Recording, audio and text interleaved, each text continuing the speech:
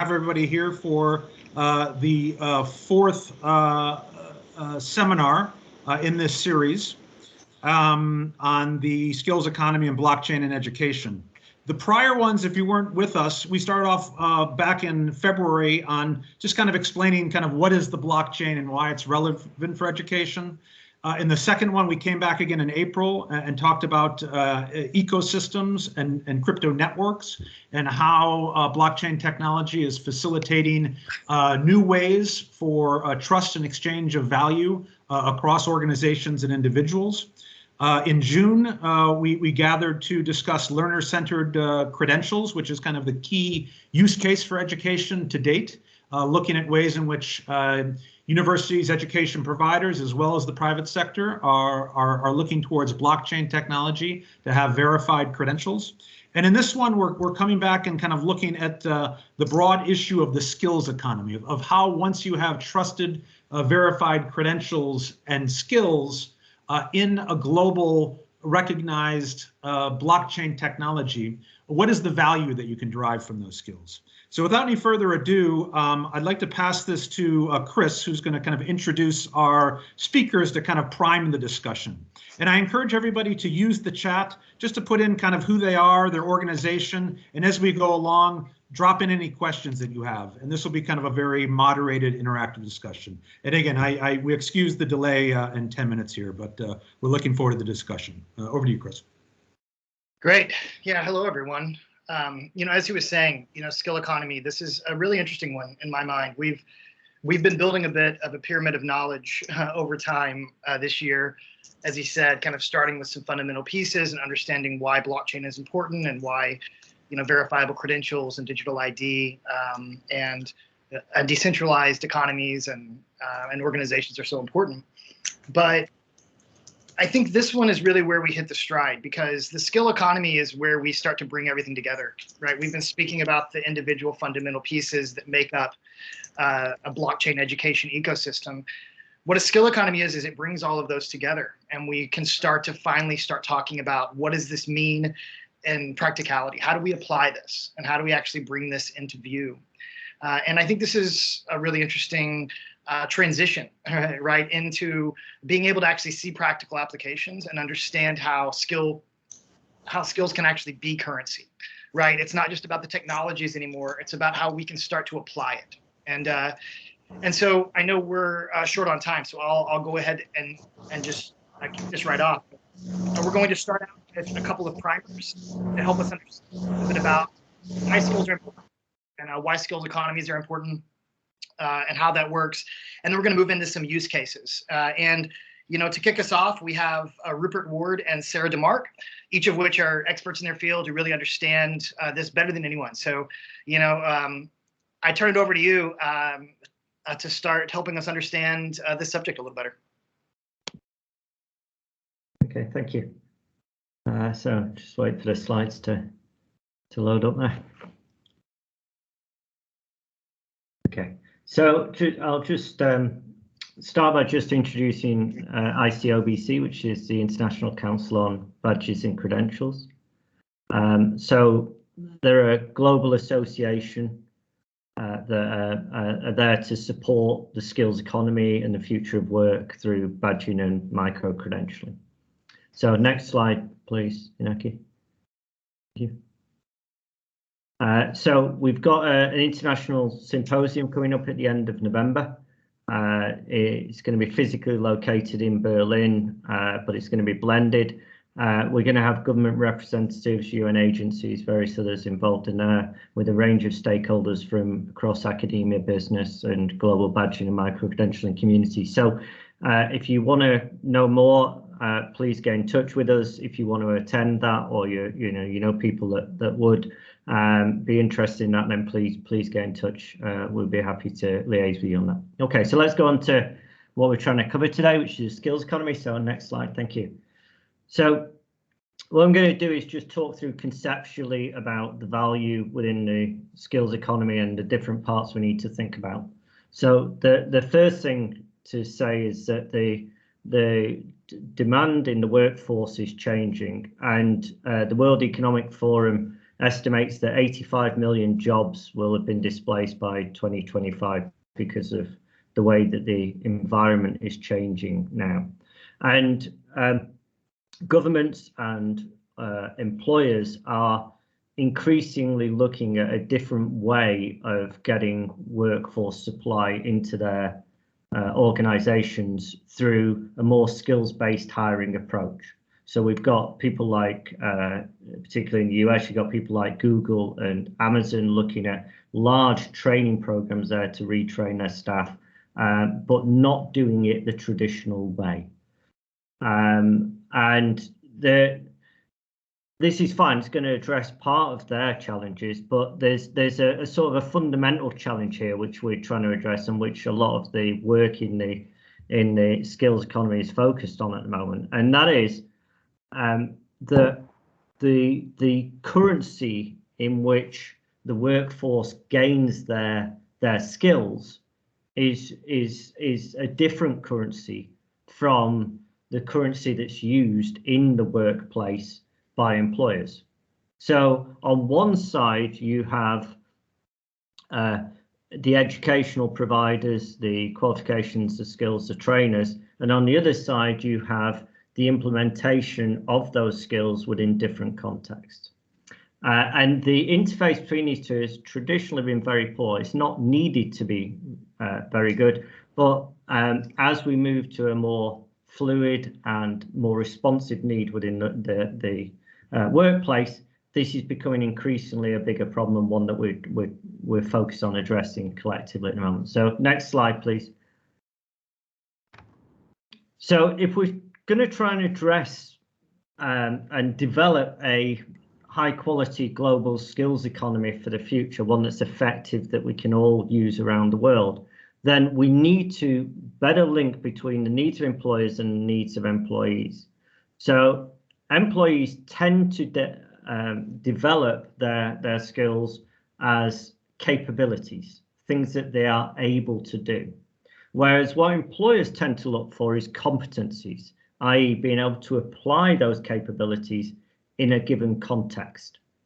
So they're looking often for experience, they're looking for use of those capabilities in a particular work role, things like that. Whereas the employee, before they get into those roles, simply has understanding of an ability to do something. So to use a very simple analogy, it's a bit like learning to pass your driving test would be on the employee side there, and then being able to drive in the roads of Cairo and to be able to drive off-road would be the competency context in which employers would want you to be able to drive. So there's a difference between the two, and that connection between the two has been problematic. And what's really needed there is an exchange rate. So a lot of the work in the skills economy now is, how do we define this orange bit in the center here, where we provide that link between what employees have and what employers are looking for. Okay, next slide, please. So one option is that we focus on providing a universal exchange rate. And in fact, one of the areas that ICOBC is looking at is, can we use 21st century skills descriptors to translate between the capabilities of employees and the competencies of that are required by employers. And on to the next slide, please. And so what we're trying to do fundamentally there is provide a bridge between qualifications and training and content and capability that employers have gained, which is primarily done through learning outcomes, that they've met some learning outcome, and the competency frameworks and the job roles that employers are seeking. Okay, so next slide, please.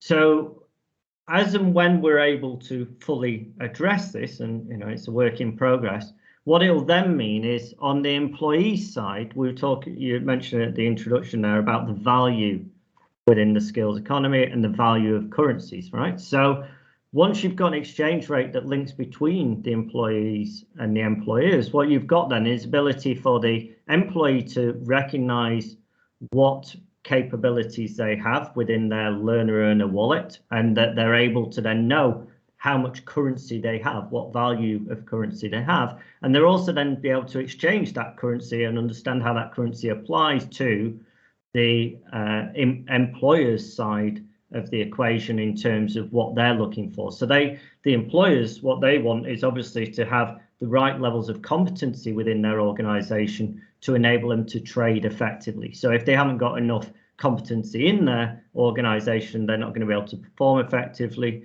If they're over competent, then they're probably spending more on their workforce than they perhaps need to. Okay, so on to the next slide, please.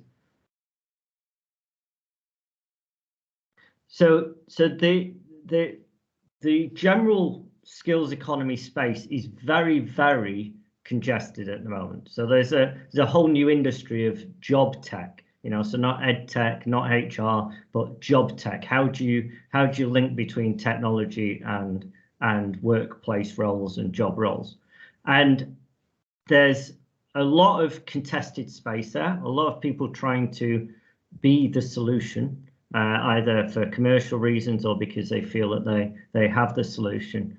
And there's a lot of different bits to fit together. You know, and bringing blockchain in here, and I'll bring it in the next slide as well. Blockchain is part of the solution to this because it enables us to have a universal way of trusting what we're exchanging. Okay, so onto the final slide, and I'll just touch on some key points here that we need to think about going forward.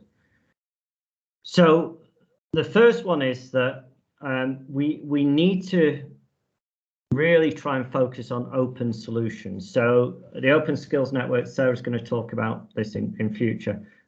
Openness is key, both for transparency, so we can understand what's going on, but also for trust, for managing risk, and for being able to believe in the currencies we're trying to exchange. Okay, so you know, currency itself is a social construct. It doesn't, you know, the piece of paper or the coin isn't really the value. The value is abstract. The value is in our heads. We relate it to the item that's there. And the same with the skills economy. For us to be able to do that, blockchain provides almost like the mechanism to enable you to have a mint, to have a coin and a note production facility that works. But it's only going to be effective with those other bits in place. Okay, just quickly going through the other bits. Endorsement is key to this. So again, coming back to the reputational piece, open badges, for example, can have value, but if we don't know what that value is, then it can potentially devalue other badges that are out there, or mean that we don't really understand what the value of the items are. You know, so if you try to trade in potatoes, for example, that's a really awkward currency to trade in. Okay, so you've got to have something where you can have things like non-fungible tokens, things that can only exist once and can be used only once. Also, reliability of payments is important, you know, in any currency system, and absence of fraud. So having systems where you can trust the issuer and the endorsement mechanisms is really important. Next one is that, and this is slightly different from a traditional currency, the units of currency are really important within the skills economy. If you have too granular a skills structure, nobody can understand it. It's too complex. So if you're trying to trade, if your coins are too small, you know, you're having to carry wheelbarrows full of coins to trade, right? It's similarly, if your units of currency are too lumpy, you remove the frictionless elements of the skills economy. You make it harder for people to reskill. You make it harder for people to train up into different areas, which is the whole point of trying to move to a skills economy. Okay, so just finally 4 points to finish off, which relate to the blue bit at the bottom of here.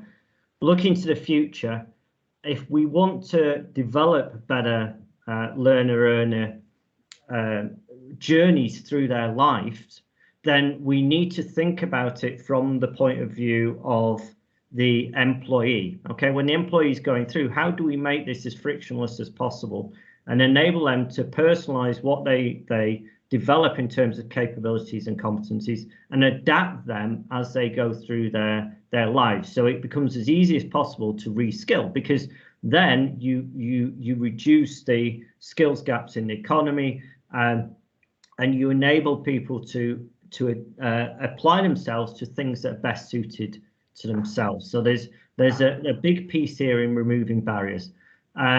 In removing those, what you then can do is you can have more seamless trade, less trade barriers, higher economic efficiency. So the global economy benefits because people are being better utilized both for their needs and for the overall needs.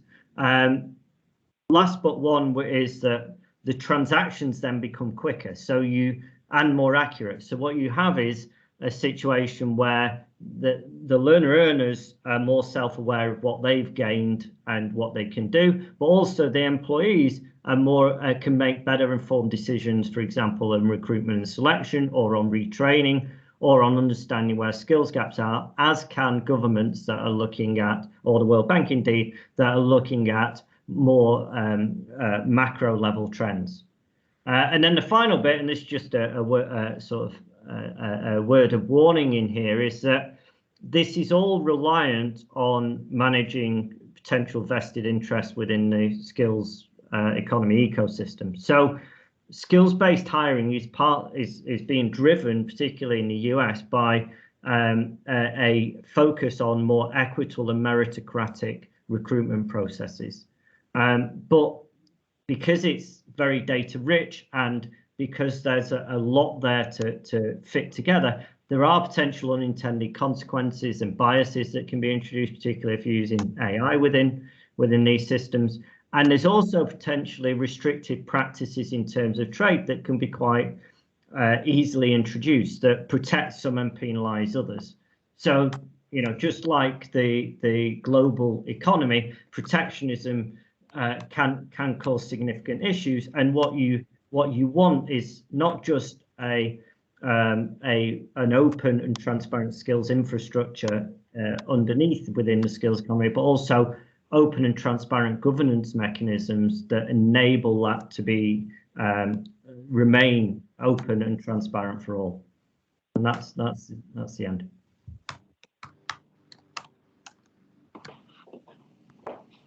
Thanks, Rupert. I think that sets up the conversation about the Open Skills Network very well. I appreciate it. And I think just to kind of echo some of the points that you made is that individuals don't understand all the skills that they have, and so doing this work around skills and making that more transparent is definitely going to open up pathways to opportunities that individuals didn't know that they had. There was recently research done in the US that shows that about 30 million American workers without four-year degrees have skills to realistically move into new jobs that pay on average 70% more than their current ones. We're also seeing a big shift to skills-based hiring. Just over the past year, LinkedIn has seen a 21% increase in job postings that are advertising skills instead of qualifications and requirements. So we're definitely seeing this movement towards skills as being that common currency, and that translation piece between employers and education and individuals becoming more and more real. So, and that kind of brings us to the Open Skills Network. One of the things that we were trying to solve with this is really open, right? An open skills network. So how do we start to create a nomenclature and a common skills syntax that we can all use to communicate about skills in the same way? I also work at a university, and when we were trying to do work to make sure that our degree programs were aligned to the skills that employers are looking for, we found that it was hard work to do. And even if with the work of using like a company like MZ or Burning Glass to identify what are the skills that employers are looking for, they were skills like communication or analytics. I mean, they were very high level, and a skill like communication means 100 different things to 100 different industries. How you define communication in the technology space might be very different than how you define it in the healthcare space or business or what have you. And so the university that I'm at, which is Western Governors University, really embarked on this work to start to put more context around the skills and to put more description around what is communication in this context. How would we expect this to be applied? And through this work, we realized, like, this is great. This is really helpful. But what we really need to make this powerful is to build a coalition around organizations that believe the same thing we do, that having open transparency around skills and their definitions and their use is really how we power this skills-based hiring and education ecosystem. So just a year ago, the Open Skills Network was founded. You can see here some members and some of the work that we've got going on. But this is a community of action and a community of actual forward movement. If you want to go to the next slide, I can talk a little bit more about that. So there's many goals that we have with the Open Skills Network. One of them is to really accelerate the adoption of that skills and skills-based education and hiring. And to do this, we realize that there are a lot of barriers, either institutional, change management, technical, to really move this forward. And so one of the goals that we have is to really make this an open coalition. There are right now no barriers to entry. Any organization can join. In fact, we've got over 1,200 members globally that are part of this coalition. And this is really to start to create libraries of those skills definitions that can then be used across a variety of different institutions. The goal here is interoperability. How do we have common skills language? And not that we all have to define communication in the same way, but we have to define communication using the same context. From there, it will be machine readable, it can be transferable, it can be interoperable. And that's where the magic really starts to happen. That's where you can start to see, like, even if you think about transfer credit within education providers, is a communications course that a student takes here really the same as the communications course that is in your educational provider, and trying to decide on that transfer credit?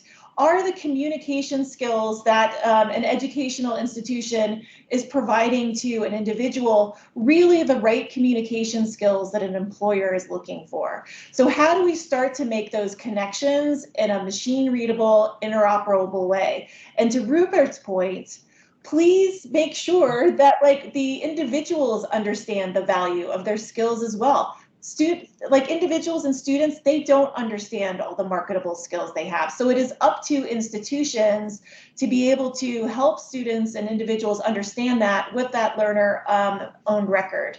So that's a lot of the work that we're doing, and able to really open these skills libraries. WGU, the university that I'm at, has created over 13,000 of these really rich skills descriptors, and we are going to be releasing those through our open skills tool sets over the next year, with the intent of really starting to build some great coalitions and partners to advance that. And other institutions are doing the same.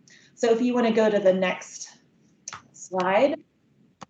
So as I mentioned, we have a really strong coalition of partners.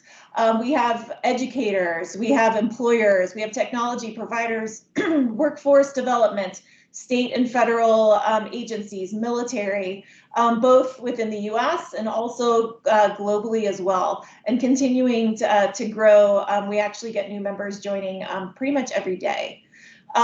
We have active work groups that are looking to continue to advance this mission, whether that is identifying the governance or the technical or even our new work group around open recognition, which really connects well to the work that Rupert was speaking about, and understanding how these skills start to translate into badges and credentials, and how do we start to really piece together the components there. Just this year, we completed, and actually with a lot of support from Learning Economy, we launched 14 pilot projects this year, really working with coalitions of partners to start to create their own rich skills descriptors, and really had a great turnout with over 40 partners working on starting to advance those open skills libraries. I believe about 1,700 skills were developed as part of that, or defined, I guess, as part of that, that work. You want to go to the next slide? So work that we have coming up is we are going to be releasing in the next month our open source management tool. Again, right, with the keyword being open. We are really wanting this to be that standard of adoption in terms of how we are talking about skills and how different organizations can talk about skills. So this is a tool that will allow organizations to create their own skills definitions and to share those publicly, or to look at what skills definitions have already been established and to see if those fit the needs of the organization. We do have monthly webinars to talk about a host of different areas related to these open skills movement. Our next one, which is coming up just next week, is to talk about our next series of initiatives, which is really about creating coalitions around building out more open skills libraries. I think the really interesting thing about that is that when we talk about coalitions, many times these are employers and education partners and technology providers, maybe military, state governments, but these are really meant to be groups of individuals from a wide range of industry, because that's really where the value is. It's in the collective wisdom of being able to really think through what are the skills that are needed for cyber, what are the skills that are needed for HR management or sales or really any domain that you can think of. And so there's a lot of work that's going to continue to educate, outreach, and continue to expand partnerships and members. With new initiatives with skills libraries and continuing to connect to the learning and employment records. I can post the link to the Open Skills Network in the chat, but I think that the key part here is that this really is an open skills network, right? This is a collaborative of organizations across a variety of industries, across a variety of countries that are coming together to help to define that exchange rate. So that way we can start to make all of these skills components interoperable and starting to be able to communicate across industries and institutions. And that's what we think is really going to power this movement, is in the adoption of a common set of standards. So that's the work that we're doing at the Open Skills Network. And all of you, of course, are welcome to join, and I will post the link in the chat.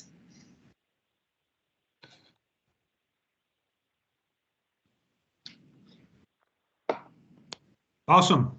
Thanks so much, Sarah and Rupert. I think before we go on to our next session, we do have a bit of time for some questions. I think some of you have posted some questions into the chat. Others, please go ahead and do so. Shobana, you had one question. Do you want to kind of talk about kind of this issue of kind of meeting supply and demand? Shobana.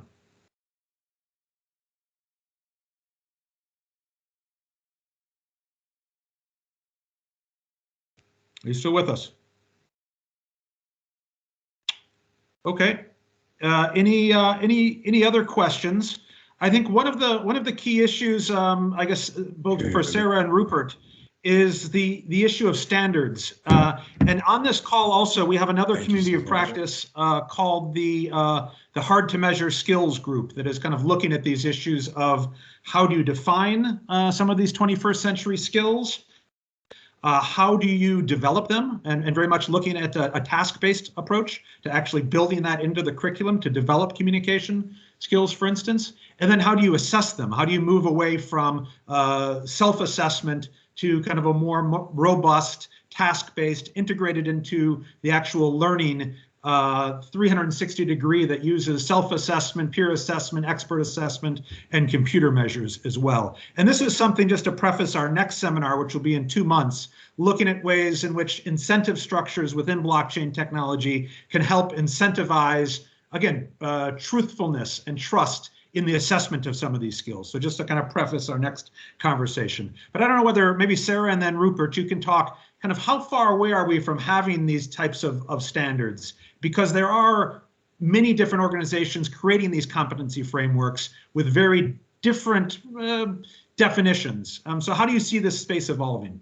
Sarah, then Rupert.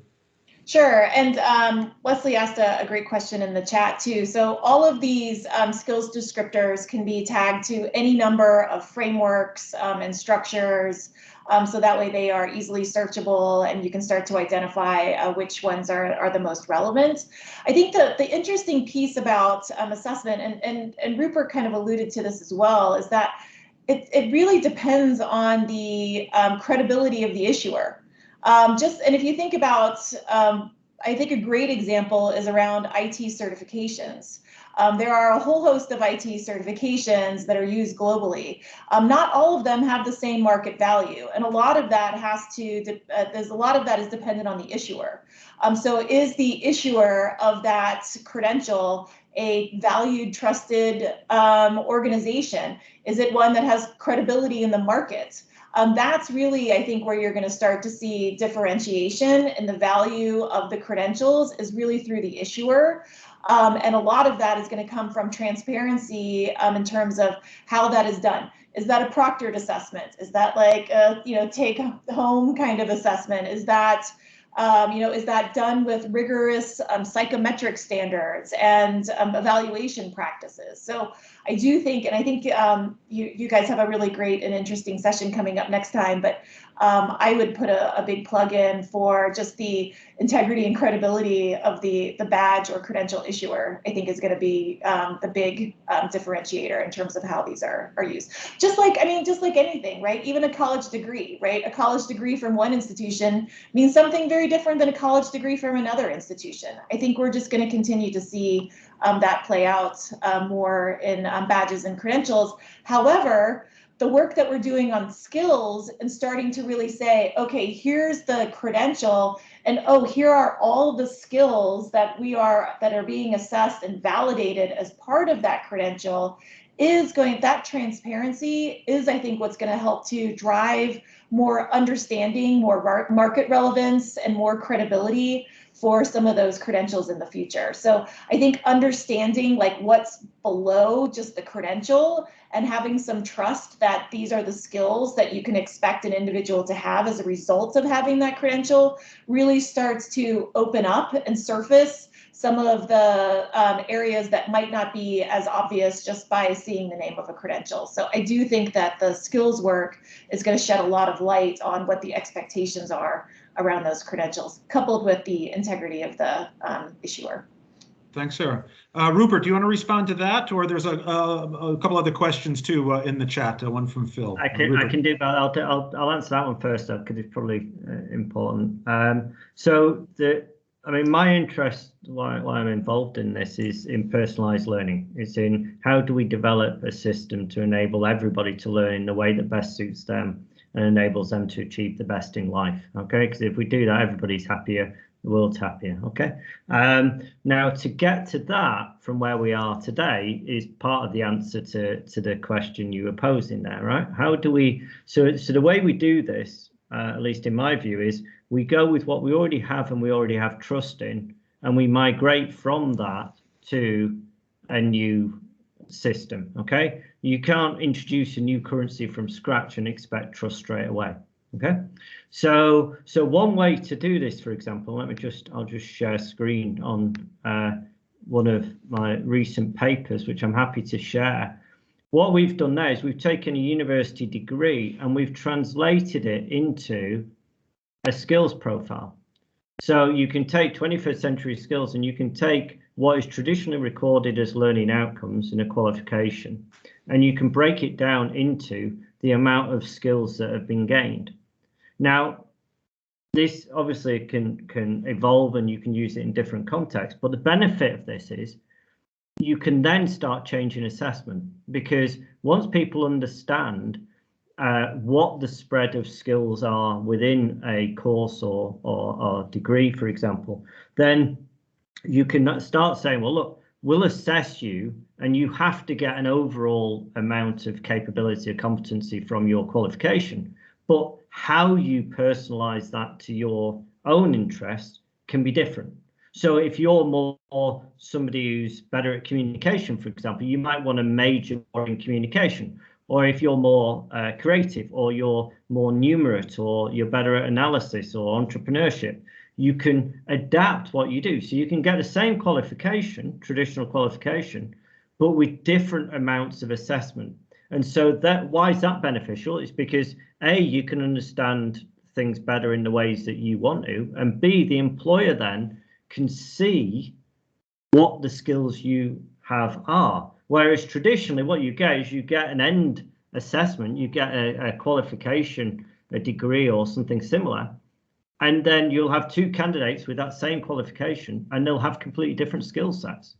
So until you address that point, then it becomes very difficult to bridge what I call the capability competency chasm, that gap between what you've been taught and learned and what you then can apply in context.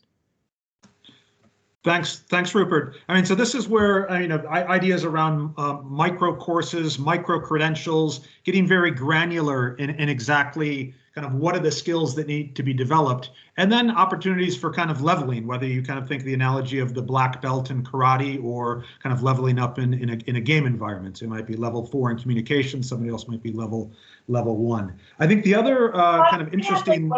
Can I add one more thing to that? Sure, Sarah, go ahead. I think the other piece to this, which I think is incredibly powerful, is if you think about, I mean, obviously, the percentage of individuals that go on and get a college degree, as an example, is a relatively small set of people. But even if you think about these long-term credentials, there are ways to start to show the incremental value and skills that students and individuals are achieving along the way. So even if we're talking about, let's say, a 4-year degree, there are really valuable, marketable skills that individuals are achieving and demonstrating on that path. So instead of waiting for that big giant gold star at the end of their program, let's start to give them opportunity to really talk about and show the skills that they are already building as part of that program. So I do think even if it's a larger credential and not a smaller micro credential,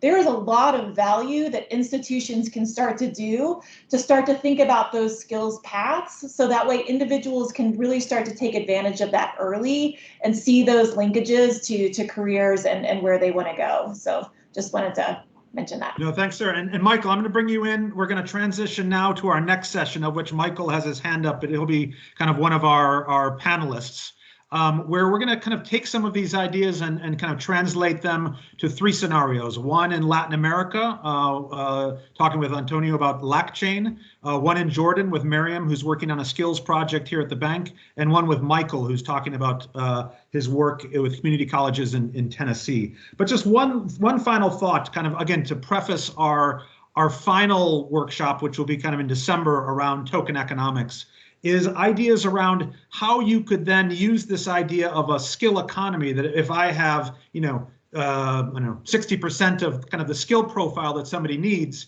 an employer could then incentivize me to get that additional skill, or a government could incentivize me. So you could get, again, the idea of paying to kind of level up your skills because it's in the interest of the employer or the public sector. And then the final point on this idea of a skills economy is some of the challenges that we face around transparency. A lot of the organizations that are developing applications for skills are collecting tons of data and using the data to kind of guide what skills are being developed. But what data is being collected and the algorithms that are being used are completely non-transparent. So trying to find out business models to incentivize these solution providers to create these solutions, but have a way to both kind of protect or have a sustainable model for these providers, and at the same time having transparency in what's being collected and what's being assessed. So just something to think about as we kind of go to not the next one, which will be on assessment, but our final one on token economics. So with that being said, let me open the floor now, and I'm just going to allow kind of each of our panelists to just introduce themselves and give kind of a short, no more than a few minutes description of their work.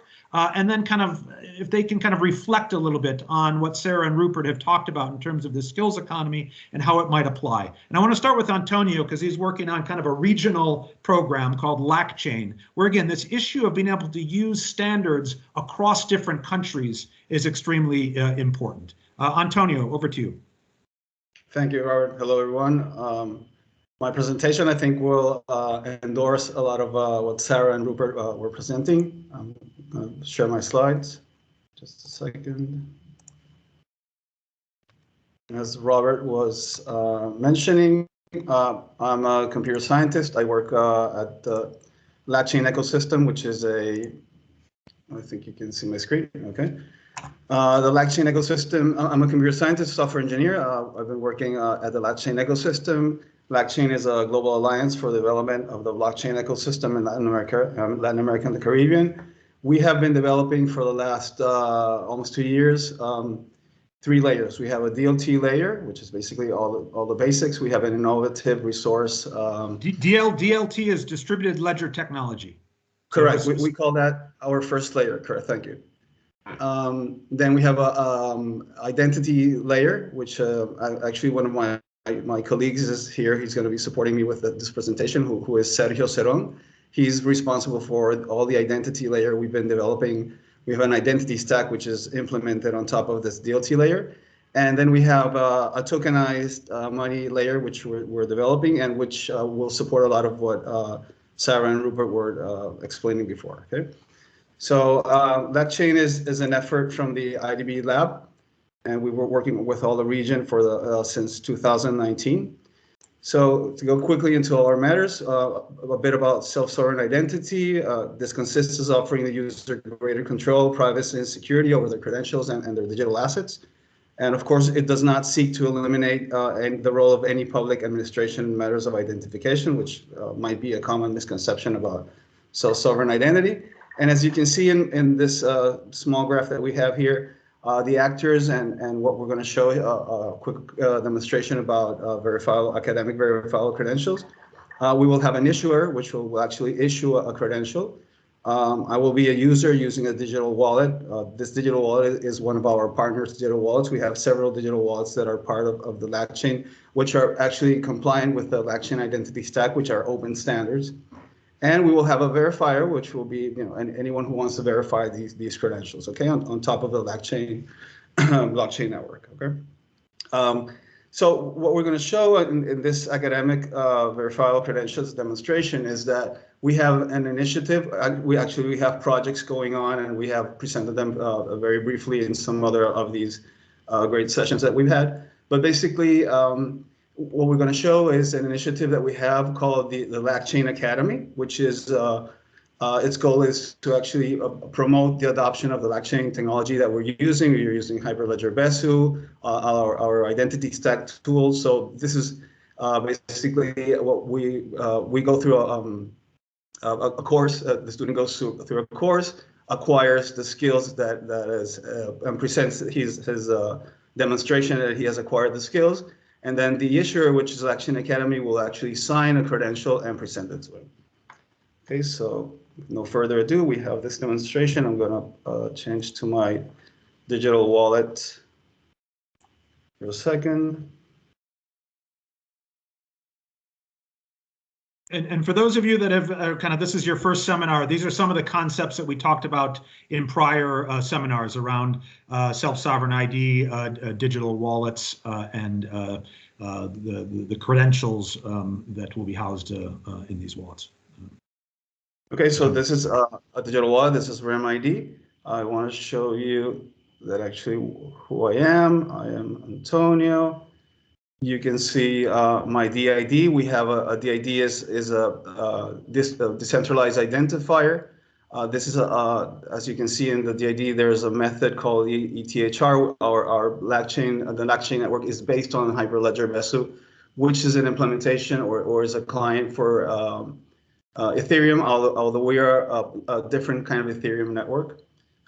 Many reasons, we can explain that later on. So you can see my basic information. So with this DID, Sergio will actually create in the process. I would actually request my verifiable credential, but in this case, Sergio is going to use my DID, which he has in place, and he's going to sign a verifiable credential for me, so I can actually import it into my wallet. So Sergio, if you want to share your screen for a second and show.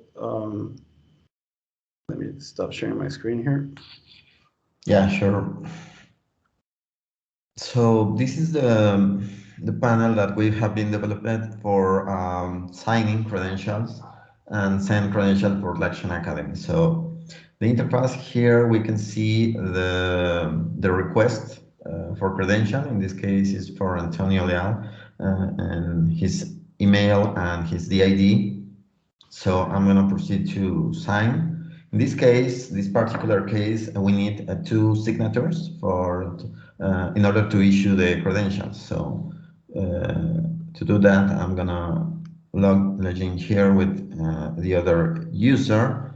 And once I sign with the other user here, Antonio will be able to see his credential. Now here we can see the full credential issued for Antonio, and the 3 signatures. The first one is for Blackchain, and the second and the third are for Cristobal and Alejandro, which are the responsible to sign these credentials. So now Antonio can see can show the credential in their wallet. Okay, so I'm going to share my screen again. I'm going to go to my wallet.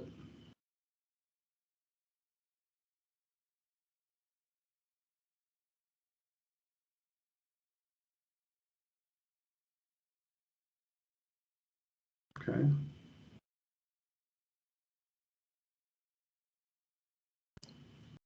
So now my wallet is actually going to this mailbox. A mailbox is this tool that we're presenting right now, where Sergio, where the issuers actually sign the credentials. Sorry, this is taking longer than. Okay, and here's my verifiable credential. This is called Introduction to Blackchain Besu. Okay, so it has a description. It's an introductory course for developers, computer science, knowledge area of blockchain. Here's the DID who is actually issuing the credential, the validity of the credential, and the 2 signers. Okay, so what can we do from the wallet? And Antonio, what is DID? DID is decentralized identity. So basically, this is my address within the blockchain network. Okay, so and I am with the DID. I am actually an individual or anyone who will be on the network and who will have verifiable credentials. I can have vaccine credentials. Any kind of credential that I want. But the DID is actually my address within the network. Okay, so we actually have a PDF where the user can actually, this is generated by the tool. Okay, I can download this PDF or I can close it. And here's the interesting part that we've been talking about. I can verify this credential with any for a verifier. So we have 6 steps for verification. These are the 4 first. So this actually identifies that the credential is valid. It's that it has not been revoked, because the credentials can be revoked.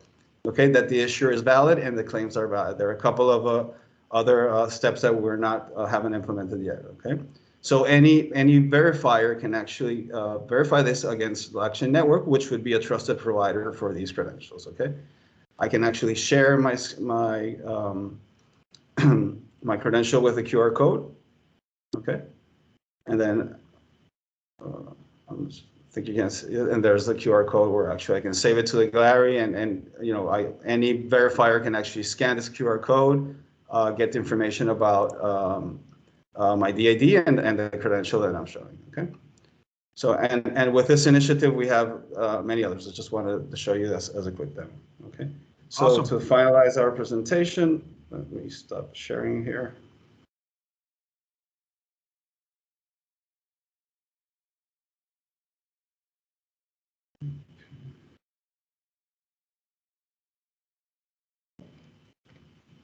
Okay.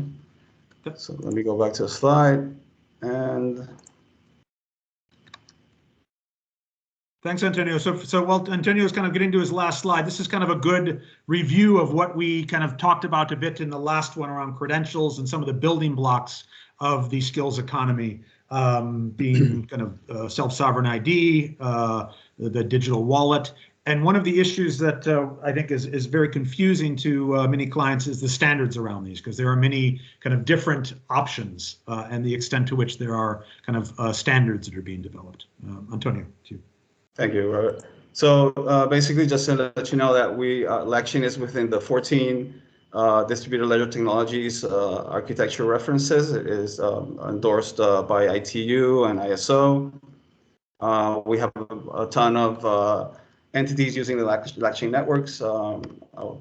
We've been implementing for almost a year ago. We have Metrica helping us. So we go against the smart contracts, and we have a real-time monitoring of all the transactions that are taking place and the network behavior.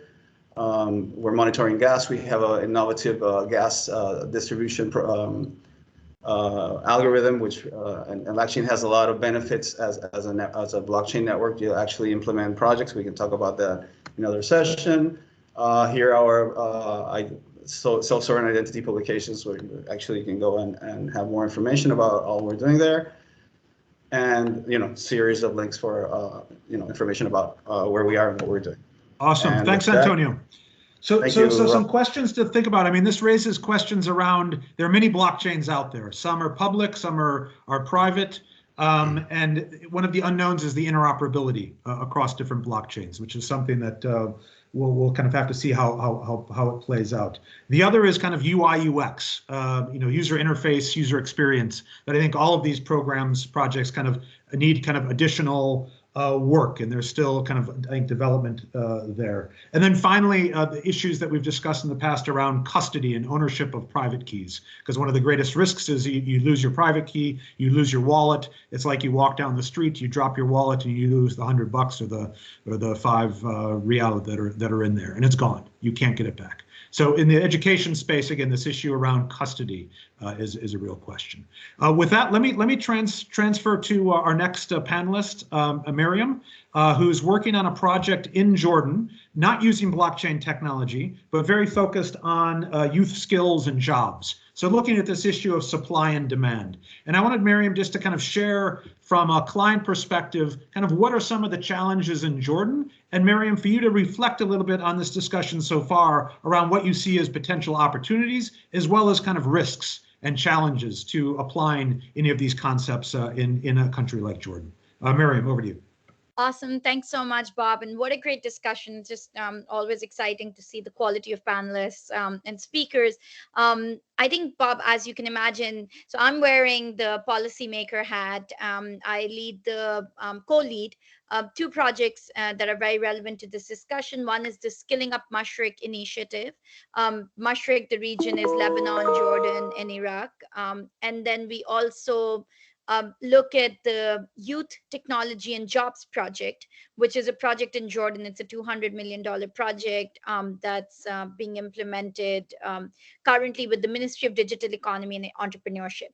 Now, in both of these, the focus is really to see how can we leverage skills, and specifically digital skills, to empower the youth for the future of work. And I think the conversation we had was very, very relevant today, because I heard stuff about credibility of IT certifications, a huge issue, especially in a country like Jordan, where you, Sarah, you were talking about this. You see a mushrooming of training providers. Everyone's doing a web design course. Everyone's doing, a software developer, front-end developer course, but how many of these do translate into employment opportunities? And the other thing that we also see is most of these are being offered online, which is especially during COVID, it was something that was extremely useful. But the assessments, when they go online, there's a lot of connectivity issues. There's all these issues around ID and what and payment forms and really context vigilant solutions that we need in that space. So let me share one example that I think will be very relevant. So when COVID hit, under the Skilling Up Mushroom initiative, we saw that Microsoft and LinkedIn had introduced this global skills initiative where they had picked up 10 learning pathways and they'd made these courses completely free. So online courses completely free, and they had 3 of them were tied to industry certificates. So now that whole idea of credibility is there, that this is a Microsoft issued certificate, and therefore the employment worth of it is there's some prestige attached to it.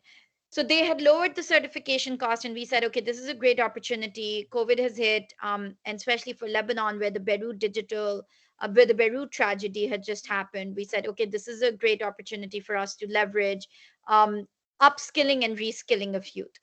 And we started that initiative, and it targeted 3,000 youth. And the idea was to allow them to go through these courses and then take a stab at these certificates and be able to get those industry certified certificates. But one of the things that we saw is it's great and it went well, but there were more lessons learned than successes. And here I'm talking about things like a lot of kids, while taking the exam, the online exam, which is third party, by the way, it's not run by Microsoft. So while we were in touch with the Microsoft team, the third party exam was again, internet went away, it failed the kid. Arabic IDs were not being accepted by the system. Kids do not have a credit card even to pay $15 for certification. So I think, Bob, when we think about bringing some of these solutions, when we think about micro credentials, when we think about digital courses, when we think about industry certifications, a lot of this is going to go back to that context vigilance on how much this is going to work for our clients. And I feel like there's appetite amongst the private sector to do this. I just think that there's a need to just roll our sleeves and get our hands dirty, right? And the Youth Technology and Jobs Project similarly has a competitive fund that finances digital skills training. It subsidizes the cost, but again, we need solutions that are context vigilant, and language and internet connectivity and soft skills are going to be a huge part of this, because you can do the technical skills, but employment is going to need a whole lot more for that last mile. I have on the call both Zaina and Dina, who are going to be leading the Jordan program. So anyone who wants to get in touch with them, they can do that. But honestly, I feel like just one last thought on blockchain is, as you can imagine, Bob, we're not doing this yet, but there's a lot of hunger and appetite for blockchain solutions, especially around refugees. This idea that online transcripts and degrees can live in a virtual world, because often when these like displaced populations, when they have to leave their homes, they don't have the luxury to gather all the paper. But if we can have digitally stored certificates, it's a cool opportunity. So I'm not going to take a bunch of time because I'm mostly listening and learning, but I think just to reflect very quickly, I feel like from the client's perspective, private sector partnerships are critical. And one last thought is we've actually seen this private sector collaboration. It's called Education 4.0 that we started in MENA. And the idea for that was to have a community because often the World Bank TTLs don't know who to talk to. We don't know who the right people are within the organizations. And both the EdTech group and Education 4.0 are vehicles to get us closer to that conversation. So thanks for that, and happy to answer any questions. No, fantastic. And please, Zaina and Dina, please throw in any additional reflections into the chat as well. But this is really important context of translating what is very cutting edge technology to very difficult environments. the issues around kind of language interoperability, the issues around connectivity, the issues around assumptions with access to resources and credit card technology, but then also the opportunities around the refugee population and having some permanence and trust around these credentials. So that's awesome, Miriam.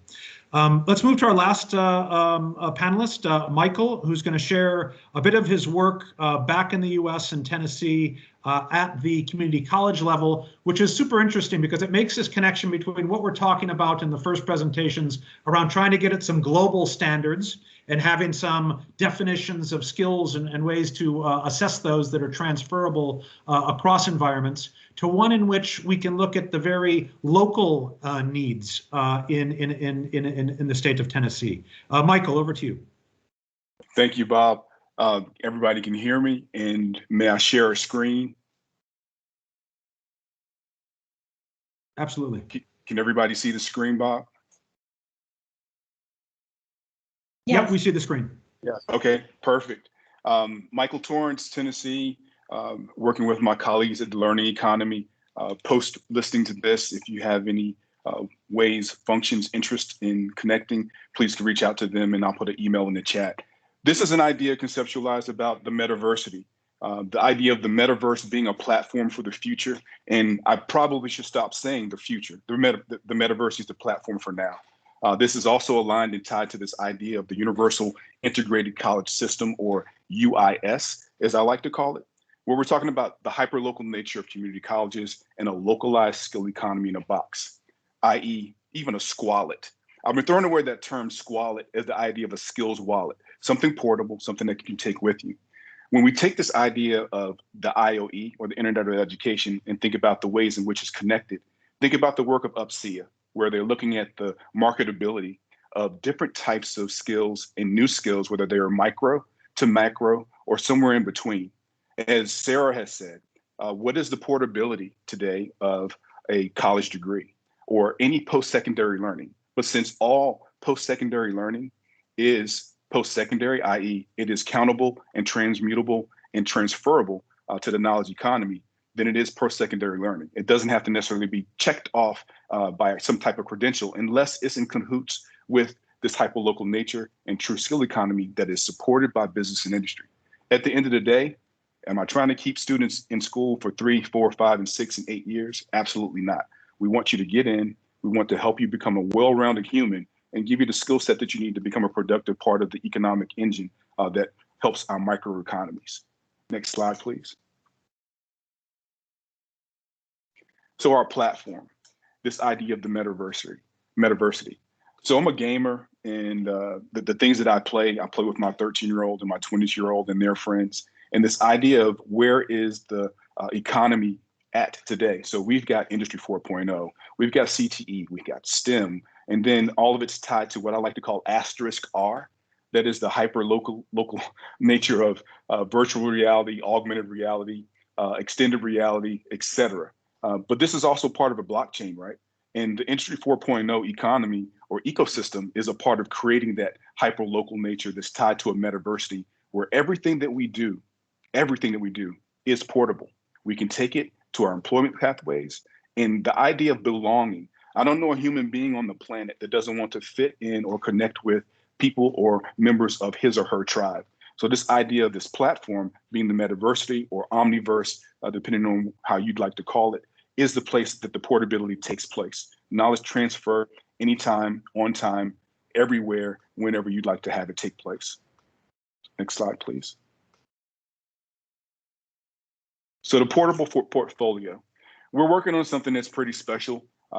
Where we have Jack Daniel. I don't know if you've all heard of that, but it's one of the famous spirits on the planet. And we have a new one called Uncle Nearest. So this idea of creating the Uncle Nearest College of Distilling is tied to this portable portfolio. How do you become a roadie if you want to work in the music industry? How do you become someone who works in the distilling industry? Is it simply through going through the process of understanding fermentation and the chemistry associated and physics associated with creating that spirit?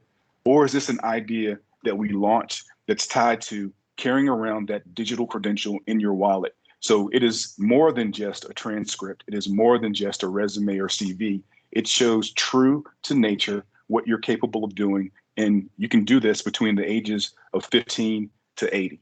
You are able to show someone in an elevator pitch where it no longer takes you 2 minutes to talk through it, but it can take you a minute and a half to just share it. The currency. So the idea of skills as currency. I think this will continue to be more and more prevalent. And the idea of giving badging systems, as we've mentioned, I think Bob and Sarah and Rupert have mentioned this either in this meeting or previous meetings, tying to this idea of certifiable credentials, that our employers, no matter where we are in the world, they want to know that the credentials that they're receiving from those coming to work for them, they are transferable and they are locked in and they're ready to go on day one. Most of you have worked in industry or around industry before, and you know that people take 90 days to spin up. We want you ready to go as soon as you walk out. Next slide, please. So this employment pathway, GPS model, guided pathway system, right? So what do we need to learn? How long does it take us to learn it? And when are we ready to go out and have a level of control, not mastery? I think mastery takes time. 10,000 hours is minimum to some, but everybody has a different acumen point where they have a skill set that allows us to say, I'll allow you to do this on your own. When we think about this true localized skill economy, this is about not just where you are, but it's about making the concentric circles tied to businesses and industry and domains that are similar to wherever you are working in. So I've mentioned the idea of spirits, but we also talk about STEM with mechatronics and robotronics. These are types of employment and skill sets that are going to be pervasive in this next economy that we're living in now, called the new skills economy. Next slide, please. So what's our story? Our story isn't just about creating skill sets and getting people ready to go off into the world or transfer. The story is about belonging and that sensibility that we all need and look for to make sure that communities are tied to this benchmark of place, space, and having agency and currency. The agency and currency that you get walking through this metaversity is affixed to the idea of being a productive, connective piece of tissue, literally, to the economies of scale within your local townships or counties, or in your region or in your nation, and more importantly, as we've been talking about, globally. So where are we going to affix this idea of a local driven social network that is affixed and tied to taking our various points of entries in ministries of education and chambers of commerce, tying them together where you can find portable credentials and ready to work employees all in one fell swoop. Young people shouldn't have to wait to earn because they need to learn. They should learn and earn simultaneously. Just my humble opinion. Next slide, please. The system. So it integrates with all existing systems using the Dexterra Campus API.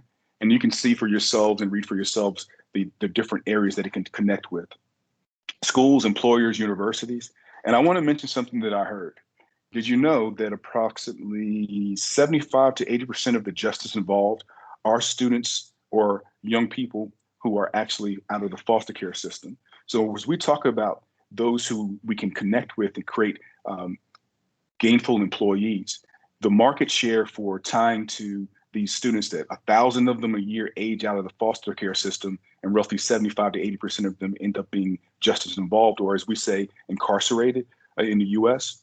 This is an opportunity for us to get these folks while they're in their quote unquote systems of going through and learning and earning at the same time. So they land softly with a place to live, enough income to sustain themselves, and an opportunity to promote themselves, not only socially and emotionally, but also through their education and skill gains. Next slide, please. What the package could look like. Obviously, to be white labeled and connected on all systems, iOS, responsive web and domain mapping, then branded Android apps. I like the web approach best because I never know when I'm going to run out of service in the Tennessee hollers. If you've been to Tennessee, they're just places that aren't connected. So this idea of being able to use 5G and connected services is really appealing. Branded mobile notifications, as well as the home screen app icon, also allow for customization that really is affixed and again ties back to the idea of the pride and belonging component of this. So it's not what you're selling, it's what someone is earning in terms of the skills economy that we've been talking about. Next slide, please. So our roadmap. So it's important to note here that this is pretty aggressive, and it's pretty aggressive on purpose. And the things that we've talked about, we've been having these conversations amongst the folks at the learning economy, and I want to thank them again for helping take what's in my head and what they'd already known and putting it together. So you can read the phase 1 and the phase 2 and the phase 3 on your own, but I'd like to just talk about the idea that this is about being radically accessible and cost efficient. We don't want to price anyone out of the ability to get involved into this type of roadmap. We want people to have access to it, and industries as well as ministries to have of education have access to it for the point of moving us through to accessible and actually creating a space to decrease the digital divide. I hope that you found this presentation a wee bit interesting, and I want to thank you for your time today and appreciate We Library and the Learning Economy Foundation. Bob, I'll just put my email in the chat in case anyone is interested in connecting later and asking questions about it. Thank you so much for your time. Awesome. Thank you, Michael. So this is another exciting example of how the technology and the concept of skills as currency is being applied at a very local level. And I love the idea of kind of locally driven social networks to kind of encourage development. And this again will kind of preface, I think, our last seminar on token economics. And we kind of started with ideas around a project we did that kind of leveraged the idea of conditional cash transfers, incentivizing young people in Colombia to build out these schools with a transfer of resources. And you can think of a number of different ways to kind of develop these types of incentive systems to encourage young people to engage in these skill building programs and make them such that they are accessible. I think one of the big challenges in all of our countries are the number of students that are neither working nor in school, and looking at kind of the opportunities around informal education to reach these students. Let me open up. If anybody wants to raise their hand and jump into the conversation, please do so. If anybody has a separate comment, please jump in. Phil has been very active. I don't know, Phil, if you want to kind of expound on some of the text you put in the chat. Well, thank you very much. I just am very impressed by what's going on in Tennessee. It's the kind of proof case that I think pulls together a lot of these threads that have been floating about for some time and addresses it at the level that is actually relevant to workers and learners who are continuous and who need verified representations of their skills and knowledge, verifiable representations of their skills and knowledge. So I just want to give Michael a huge thumbs up for the leadership that he's providing. Awesome. Thanks, Phil. Would you mind Chris? Yeah, would you mind if I double click too? You know, I also want to speak to that. I think Phil's right, and obviously we've been supporting this really heavily, and we're doing the development on this, and so I'm a bit biased, but the reason that I think this is really important, the metaversity, is because we've been through this. We've seen it, from the beginning. We've been here kind of helping to build these coalitions and to build communities of practice around skill economy and what this looks like. What really was exciting for me in seeing the metaversity was that for the first time ever, I was able to get a real picture of how it's going to work. We in this community of practice have a tendency to speak about adages, and we like to speak about this like future thing that maybe will happen, and it's a lot of like metaphors. But this was a moment where I looked at it and I was like, oh my gosh, like this is a skill economy. And the truth is there's a lot of talk in the space about crypto and this and that, but the beautiful thing about this is you don't even need that, right? Because and community college is the key here, right? Because we also like to talk about equity. Everybody talks about equity, but nobody's really doing equity. And this is a true moment where we can say, listen, like what this does, the hyperlocal nature is that kids in community colleges, like 80–90% of them are born there, they're gonna die there. So they're gonna they're gonna work there, right? And so there's this really interesting moment where the local leaders of these colleges know the employers. So they can actually make the exchange. They can go to the employers and say, hey, will you accept these credentials? We're going to say that they're credible. They say yes. And you can create this one-to-one match where the credential actually goes to a job. And this is a skill, this is a one-to-one skill economy, skill currency, right? And this is a really big game changer. And for me, that moment when I saw that, I said, oh, like this is what it's all been about. And this is how this actually works and scales. And I love the fact that it's applied towards making it radically accessible so that, you know, we can really start to solve the equity gaps that are usually just talked about. So I think it's amazing. And yeah, I just want to also, you know, thank Michael for his leadership. Totally agree. I think there's incredible value in really connecting the local and incentivizing the local. Alex, you still with us? I just wanted to see whether a colleague who's been working on quite a few skills programs in Africa has any reflections. Okay. Yes, Bob, I'm still there. And no, this has been extremely useful to hear all these things. I think the challenge I want to pose to the team is... So Alex, you've been just describe some of the projects you've been working on to give them a bit of context. Sure, Bob. Most of the projects that we work on are obviously in low-income countries. And the challenge we have there is the large informal sector, right? So as an example, I've been working on a project in Burundi with my colleagues. And there, you know, while Burundi has made, I mean, tremendous progress in improving access to primary school, I think every child, more or less every child now is in primary school. Secondary school enrollment rates have also doubled, but they're still only about 50%. So we have a very large number of adolescents, especially from 15 years onwards, that don't complete secondary school and move into the informal sector. And in the informal, you know, they get training, you know, apprenticeships, informal apprenticeships.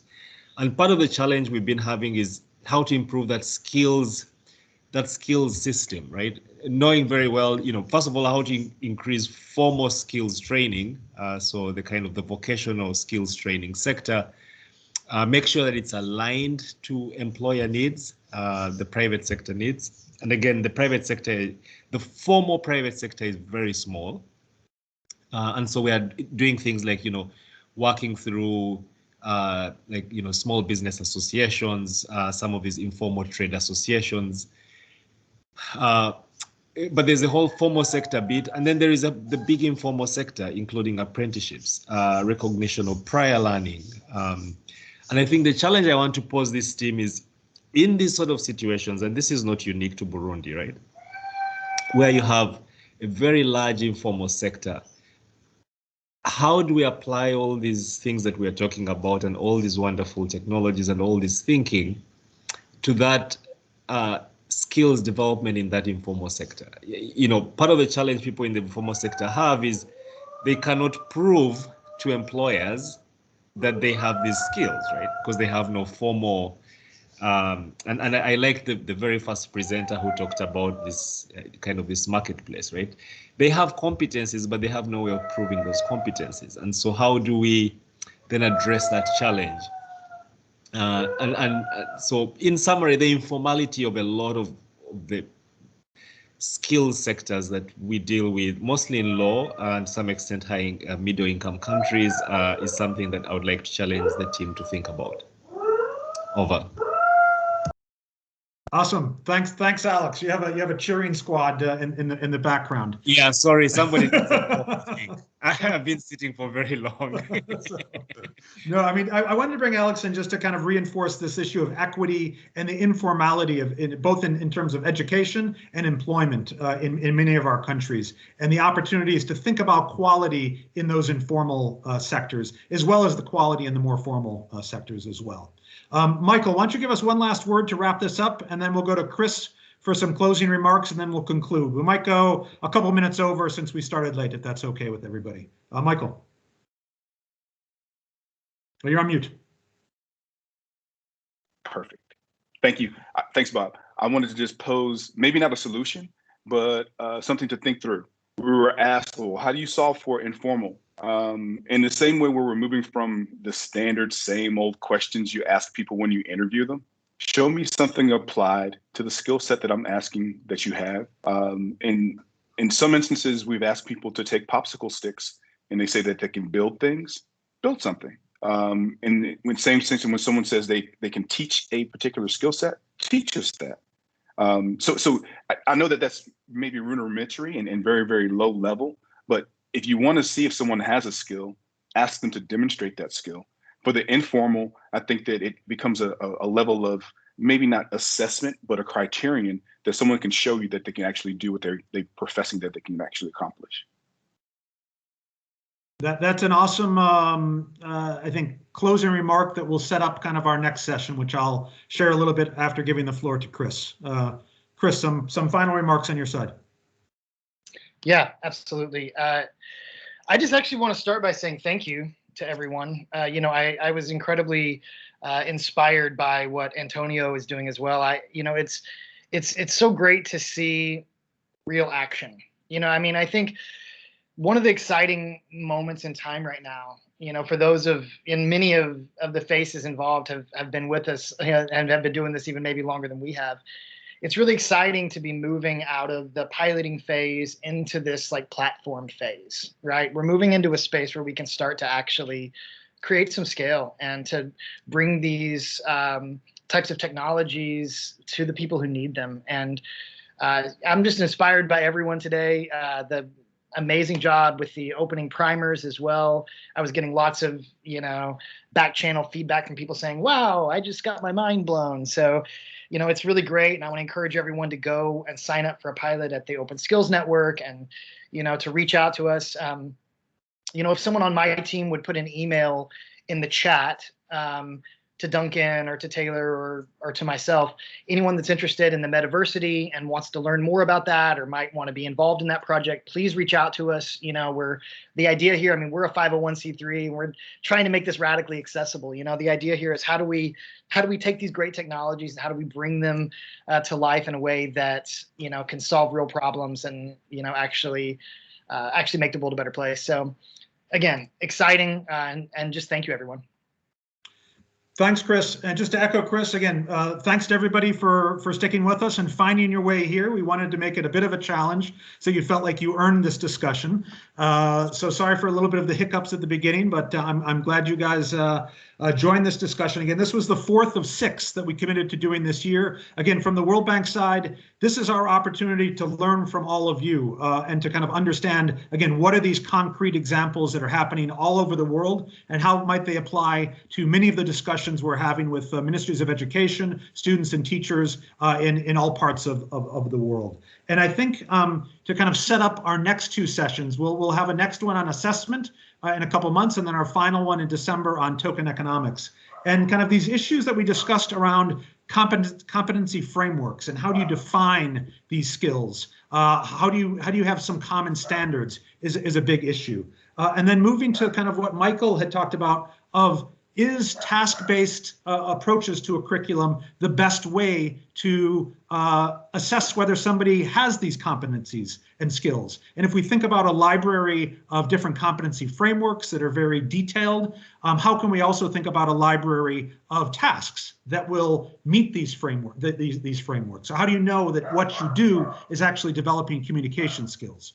So we're about trying to develop these global public goods that are open and available to anyone, including our clients. So I want to kind of put this challenge out that we have kind of the Open Skills Network where we're defining. I would love to get into kind of this library repository of tasks that are matched to these skills, and then getting into the assessment piece, just to preface our next conversation around how we can incentivize students, teachers, other outside validators or assessors to ensure that what is assessed in terms of quality work, quality education, development of skills is really truthful. So we'll kind of explore that a little bit in our next session. And then finally, this idea of local empowerment, of how can crypto networks, blockchain technology kind of empower students that they truly do own their skills and have opportunities to find advancement and be able to further develop their own skills. with the caveat of all of the challenges that we talked about before with regard to some of the issues that are inherent to this space in the blockchain. So again, thanks again for everybody's contribution to this. Continue to throw in questions in the chat, and we look forward to having another discussion in 2 months around this issue of assessment, and another 2 months to wind this up in terms of token economics. And finally, we're exploring ways in which to continue this community into the 2022. So any ideas that anybody has, please share those as well. But again, huge thanks to everybody. Thanks to the team at Learning Economy Foundation, our team at the World Bank that's pulled this together, and we look forward to the next discussion. Thanks, everybody.